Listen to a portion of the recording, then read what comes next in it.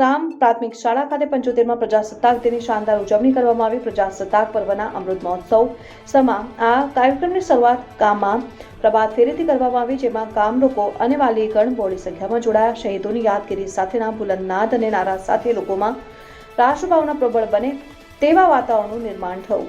દીકરીને સલામ દેશને નામ થીમ અંતર્ગત આ વર્ષે ગામમાં જન્મેલ 2 દીકરીને તેના માતા પિતા સાથે પ્રશસ્તિ પત્ર આપીને સન્માનિત કરવામાં આવ્યા। કન્યા કેળવણી અને સ્ત્રી સશક્તિકરણને વેગ આપવા માટે ગામની સૌથી વધુ ભણેલ દીકરી પાંચોટિયા રીનાબેન શામજીભાઈના વરદ હસ્તે ધ્વજવંદન કરવામાં આવ્યું। રાજ્યના શિક્ષણ વિભાગ દ્વારા CRCમાંથી એક શિક્ષકની પ્રતિભાશાળી શિક્ષક તરીકે પસંદગી કરવામાં આવતા આ શાળાના મદદનીશ શિક્ષક ગજાનન આદ્રોજાની પ્રતિભાશાળી શિક્ષક તરીકે પસંદગી થતા શાળાની શ્રેષ્ઠ કામગીરીમાં એક મોરપીંછનો ઉમેરો થયો છે।